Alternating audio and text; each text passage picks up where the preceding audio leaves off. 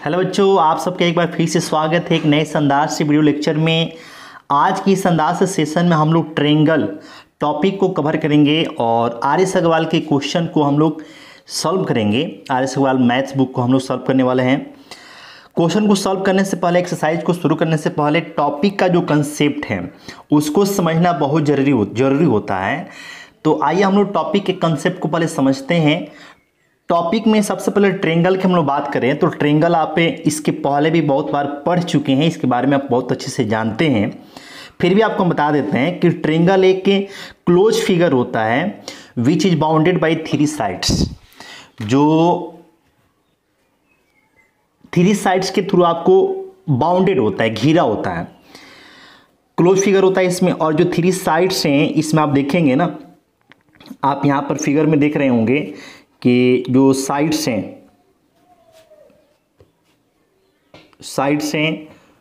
Sides की बात करें तो साइड्स का जो नेम है वो ए बी है, बी सी है और ए सी है। थ्री जो साइड्स है वो ए बी, बी सी और क्या है, ए सी है। और इसके साथ साथ आपको एंगल्स भी होते हैं ट्रायंगल में। एंगल्स आप जानते हैं, देखिए ये एंगल ए, एंगल बी और ये angle C. Angle A, angle B and angle C. Clear. और दो साइड जहां पे मीट करते हैं, दो साइड जहां मीट करेंगे उनके, या फिर जहां पे दो साइड इंटरसेक्ट करते हैं उनके इंटरसेक्शन पॉइंट को हम लोग क्या बोलते हैं, तो ट्रायंगल के लिए वो वर्टेक्स होता है। तो आप देखिए साइड ए बी और साइड ए सी यहाँ पे पॉइंट ए पर इंटरसेक्ट कर रहे हैं, मतलब कि इंटरसेक्शन पॉइंट ये है। तो इसको हम ट्रायंगल के लिए क्या बोलेंगे, वर्टेक्स। तो एक वर्टेक्स आपका ए हुआ, एक बी हुआ और एक क्या हुआ, सी हुआ। तो there are three vertices in a triangle और those are in A B and C. तो ये आप देखिए वर्टिसेज की हम लोग बात करें तो वर्टिसेज ए बी सी, तीन वर्टिसेज होते हैं। तो टोटली हम देखें तो किसी ट्रायंगल में आपको 6 पार्ट्स होते हैं।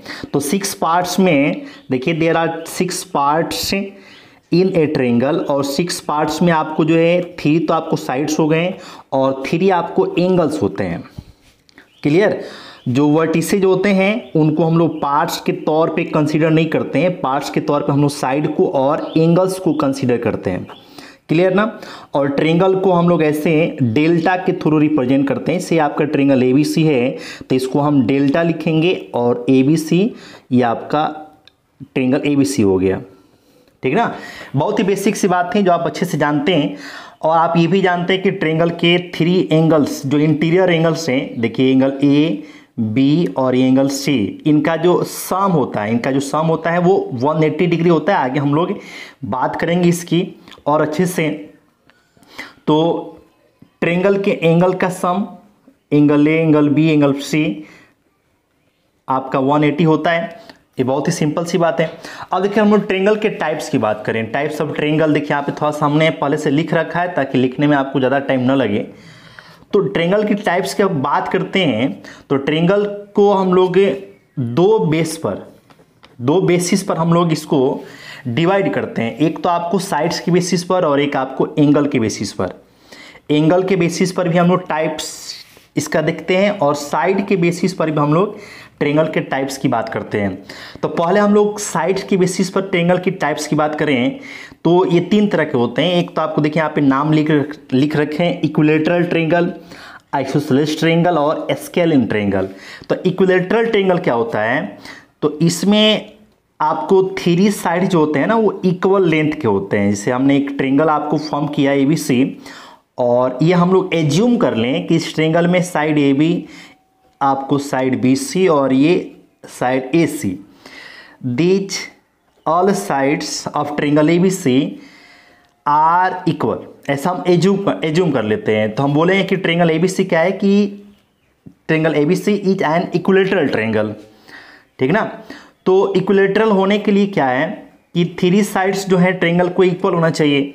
If A B equal to B C equal to क्या, ए सी, देन हम ट्रायंगल ए बी सी को क्या बोलेंगे, triangle A B C is an equilateral triangle. Clear. Equilateral triangle हो जाएगा। तो अगर किसी ट्रायंगल में 3 साइड्स इक्वल लेंथ के हैं तो उसको हम क्या बोलते हैं, इक्विलेटरल ट्रायंगल बोलते हैं। और एक इंपॉर्टेंट बात आप ये भी सीख लीजिए कि जब ट्रायंगल के जो 3 साइड्स हैं ना अगर इक्वल लेंथ के हैं, देखिए ए बी बी सी और ए सी, तो जो इसके इंटीरियर एंगल्स होते हैं, देखिए एंगल ए, एंगल बी और एंगल सी, इनको हम इंटीरियर एंगल ऑफ ट्रायंगल बोलते हैं। इनका जो मेजरमेंट होता है ना, इनका जो मेजर होता है वो भी इक्वल हो जाता है। That means angle A equal to angle B equal to angle क्या होगा, सी। और जब ये तीनों इक्वल होंगे और ट्रायंगल के एंगल का सम 180 होता है तो इनका जो मेजरमेंट होता है ना, ईच एंगल का जो मेजर होगा वो 180 का 1/3 होगा, 180 का 1/3 हो जाएगा। तो यहाँ पे डिवाइड कीजिएगा तो ईच एंगल 60 डिग्री का होता है। ठीक है, ईच एंगल आपको कितने डिग्री का होगा, 60 डिग्री का होगा। अब हम लोग बात करते हैं आइसोसेलेस ट्रायंगल। आइसोसेलेस ट्रायंगल की बात करें तो देखिए बच्चों, आइसोसेलेस ट्रायंगल में क्या है ना, आइसोसेलेस ट्रायंगल में क्या होगा कि इसमें 2 साइड्स बच्चों इक्वल होंगे। देखिए ये जो आपका हमने एक triangle P Q are form किया, इसमें जो क्यू आर है ना बच्चों, ये इसको हम लोग बेस कंसीडर करते हैं, बेस, इसको क्या मान लेंगे, बेस कंसीडर करेंगे। और जो अदर 2 साइड से हम लोग सपोज कर लेते हैं कि पी क्यू इक्वल टू क्या है, P R, if in a triangle 2 sides are equal. ठीक है, अगर किसी ट्रायंगल में 2 साइड्स क्या है, इक्वल है, देन हम उसको क्या बोलेंगे, आइसोसेलेस।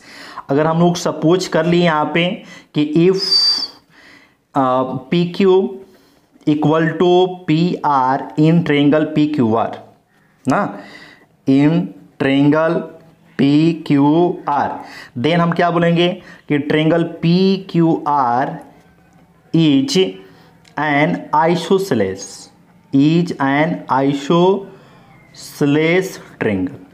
ठीक है, आइसोसेलेस ट्रायंगल। ठीक है, बड़ा ही सिंपल सी बात है। और एक बात आप और ध्यान रखेंगे जो आगे हम लोग देखेंगे भी, कि जो ट्रायंगल होता है ना उसके अगर 2 साइड्स इक्वल हैं, 2 साइड्स इक्वल हैं, तो उन साइड्स के अपोजिट एंगल भी इक्वल होते हैं, आगे हम लोग पढ़ने वाले हैं। तो पी क्यू का जो अपोजिट एंगल होगा, देखो बच्चों, पी क्यू का जो अपोजिट एंगल होगा वो होगा एंगल आर, और पी आर का जो अपोजिट एंगल होगा वो होगा एंगल क्यू। तो अगर पी क्यू और पी आर जो है इक्वल हैं, देन आप देखेंगे कि angle Q equal to angle R हो जाएगा, एंगल क्यू इक्वल टू क्या होगा, एंगल आर होगा। क्लियर, ये आपका बेस हो गया, इसको हम लोग बेस कंसीडर करते हैं। तो बेस के साथ जो एंगल फॉर्म होते हैं ना वो इक्वल हो जाते हैं। ठीक है, तो ये आपको आइसोसेलेस ट्रायंगल में होता है, इस बात को आप ध्यान रखेंगे। अब हम लोग थर्ड ट्रायंगल की बात करते हैं। थर्ड में क्या है, तो एस्केलिन ट्रायंगल, एस्केलिन। तो एस्केलिन में क्या होता है ना बच्चों कि इसमें जो आपको ट्रायंगल के जो साइड्स होंगे ना उनका मेजरमेंट होगा वो डिफरेंट होगा। 3 साइड्स होंगे और 3 साइड्स अगर डिफरेंट लेंथ के हों तो हम बोलेंगे कि वो जो ट्रायंगल है वो एस्केलिन ट्रायंगल है। जैसे हमने एक ट्रायंगल फॉर्म किया ABC, और if AB equal to BC नहीं है, AB BC की इक्वल नहीं है और BC AC की इक्वल नहीं है, that means in this triangle ये जो तीनों साइड दिख रहे हैं, 3 sides are in different length. ठीक है, डिफरेंट लेंथ के हैं, दैट मीन्स ये जो ट्रायंगल है वो आपका एस्केलिन है। तो इसमें वैसे लिखेंगे कि if in triangle ABC AB not equal to BC and BC not equal to AC, that means जो ट्रायंगल ABC है वो क्या है, एस्केलिन है। क्लियर, ये क्या होगा, एस्केलिन हो जाएगा। और जब 3 साइड्स डिफरेंट लेंथ के होते हैं तो जो इनके जो इंटीरियर एंगल होंगे, angle A, angle B and angle C, इनका भी जो मेजरमेंट होगा बच्चों वो भी क्या होगा, डिफरेंट होगा। That means angle A not equal to होगा angle B and angle B not equal to होगा एंगल C के। ये भी आप ध्यान रखेंगे। क्लियर, तो आइसोसेलेस ट्रायंगल, एस्केलिन ट्रायंगल और इक्विलेटरल ट्रायंगल आपको हमने बता दिया, समझा दिया। उम्मीद है कि आप समझ गए होंगे, बहुत ही बेसिक सी बात है, आपने कई बार इसको पढ़ा भी होगा। अब देखिए एंगल की हम लोग बात करते हैं। एंगल, तो एंगल के बारे में हम जानते हैं कि एंगल ये आपको जब 2 रे जो है ना एक पॉइंट पे मीट करते हैं तो उनके जो ये बिटवीन जो स्पेस क्रिएट होता है ना, उसी को हम क्या बोलते हैं, एंगल बोलते हैं। देखिए A B C, this is a angle, this is an angle, ठीक है। अब देखिए यहाँ पे, तो एंगल में आपने कई तरह के एंगल पढ़ा होगा, एक्यूट एंगल पढ़ा होगा, ऑब्ट्यूज एंगल पढ़ा होगा, राइट एंगल पढ़ा होगा। इसके साथ साथ आपने जो है रिफ्लेक्स एंगल भी पढ़ा होगा। हालांकि रिफ्लेक्स एंगल की यहाँ पे हमें नीड नहीं है, बट आपने पढ़ा होगा, नाम सुना ही होगा, रिफ्लेक्स एंगल पढ़ा होगा। रिफ्लेक्स एंगल के साथ साथ आपने स्ट्रेट एंगल पढ़ा होगा, स्ट्रेट एंगल भी होता है ना, स्ट्रेट एंगल। और स्ट्रेट एंगल के साथ साथ आपने कंप्लीट एंगल भी पढ़ा होगा, कंप्लीट एंगल, कंप्लीट एंगल एक होता है। साथ में आपने सप्लीमेंट्री एंगल, कम्प्लीमेंट्री एंगल, ये आपने पढ़ा होगा। लेकिन हमें यहाँ पे जो एंगल देखना है ना, जिसकी हमें नीड है, वो है एक्यूट एंगल और ऑब्ट्यूज एंगल, साथ में आपका राइट एंगल, इसकी हमें नीड है। एक्यूट एंगल क्या होता है कि इसमें अगर एंगल का मेजरमेंट क्या होगा बच्चों, कि 90 और 0 के बिटवीन अगर वेरी करें, ठीक है। अगर एंगल का मेजरमेंट आपको, जैसे थीटा ये एंगल है और थीटा का जो वैल्यू है वो ग्रेटर देन 0 है बट लेस देन 90 डिग्री है, दैट मीन्स थीटा को हम बोलेंगे कि ये एक्यूट एंगल है। सिंपल सी बात है कि कोई भी एंगल हो, अगर उसका मेजरमेंट उसका अगर 0 से ग्रेटर है, 90 से लेस है, तो एक्यूट एंगल होगा। ऑब्ट्यूज की बात करते हैं, तो ऑब्ट्यूज में क्या होगा बच्चों, कि यहाँ पे जो एंगल होगा ना, उसका मेजरमेंट आपका होगा 90 से मोर देन। थीटा ये एंगल है, इसका मेजरमेंट आपका 90 से मोर हो बट 180 से लेस हो, तो हम इसे क्या बोलेंगे, ऑब्ट्यूज एंगल बोलेंगे बच्चों। राइट एंगल तो आप जानते हैं कि एग्जैक्ट इसमें एंगल कितना फॉर्म होना चाहिए, 90 डिग्री का। थीटा कोई एंगल है और थीटा एक एग्जैक्ट 90 डिग्री है, तो ये आपका राइट एंगल होता है। अब देखिए रिफ्लेक्स एंगल भी होता है बच्चों। रिफ्लेक्स एंगल में जानने से पहले हम लोग पहले स्ट्रेट एंगल जानते हैं। स्ट्रेट एंगल जो होता है ना, कि अगर कोई एंगल ऐसा है जो एग्जैक्ट 180 का है, अगर थीटा एंगल है, थीटा अगर 180 है, तो इसको बोलेंगे थीटा को स्ट्रेट एंगल। स्ट्रेट एंगल का मीनिंग क्या होता है बच्चों, कि एग्जैक्ट उसका जो वैल्यू होगा ना वो 180 होगा। क्लियर।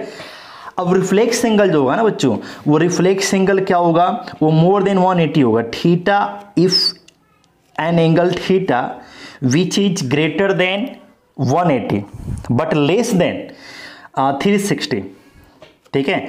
180 से अगर एक ग्रेटर देन है बच्चों, बट 360 से क्या है, लेस देन है, then in that condition theta is known as reflex angle. थीटा को हम क्या बोलेंगे, रिफ्लेक्स एंगल बोलेंगे, ठीक है। रिफ्लेक्स एंगल आपको हमेशा क्या होगा, 180 से मोर होगा बट 360 से क्या होगा, लेस होगा।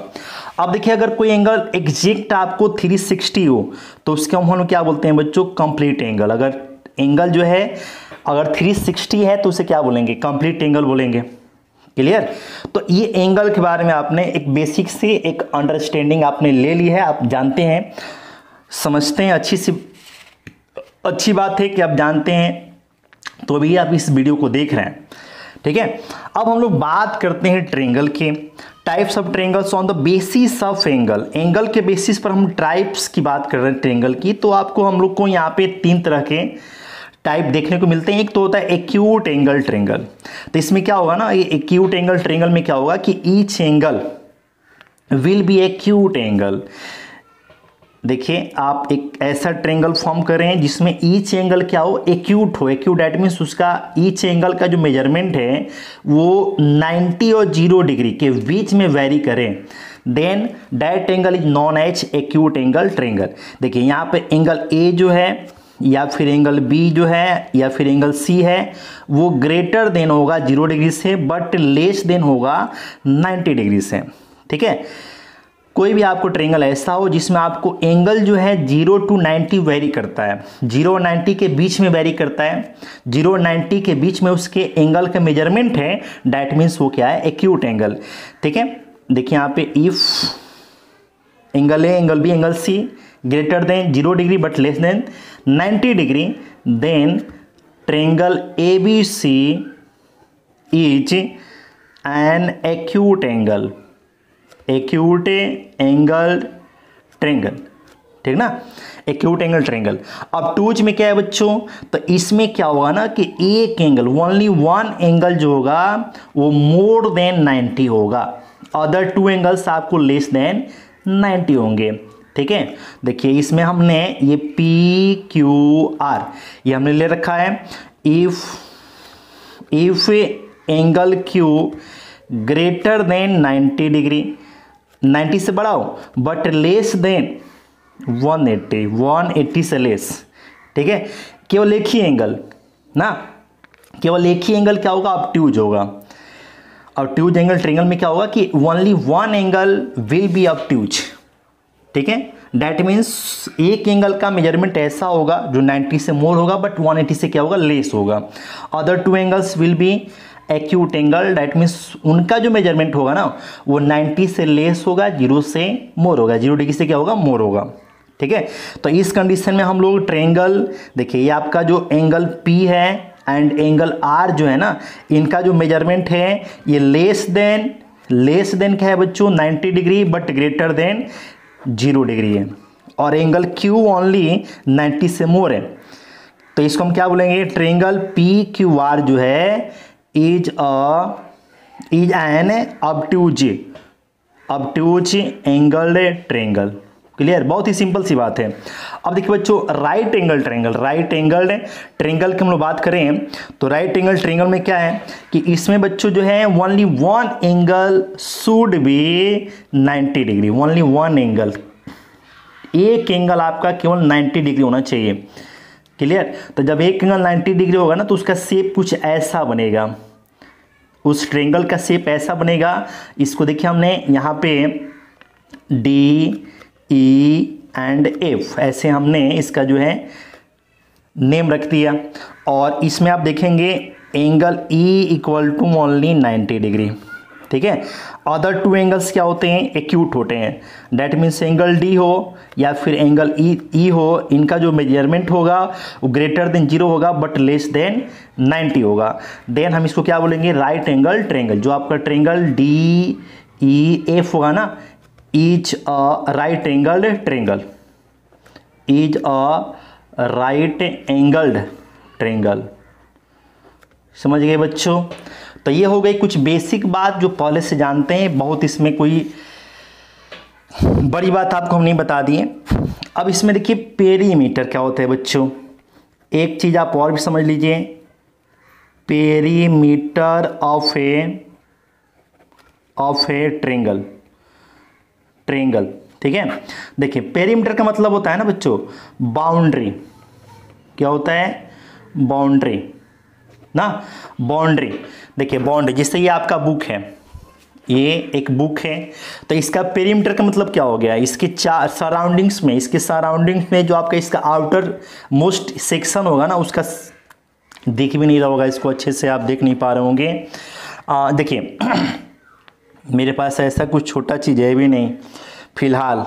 देखिए जैसे ये जो है ना, आप ऐसे देखिए ट्रायंगल में ही देख लीजिए, ये आपका ट्रायंगल हो गया, तो इस ट्रायंगल का पेरीमीटर ये हुआ ना कि इसका बाउंड्री का मतलब क्या हो गया कि इसके सराउंडिंग में, इसका आउटर मोस्ट जो सेक्शन है, इसके जो बाहरी सेक्शन है ना, उसके सराउंडिंग आप जाओगे ना यहाँ से ऐसे, तो और ये जो आपका सराउंडिंग वाला जो सेक्शन है इसी को हम बाउंड्री बोलेंगे, और इसी को जो है मैथमेटिकली कहा जाता है पेरीमीटर।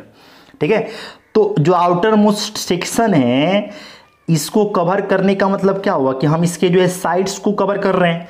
तो बेसिकली अगर हम लोग पेरीमीटर चाहिए तो पेरीमीटर का मतलब क्या होता है, सम ऑफ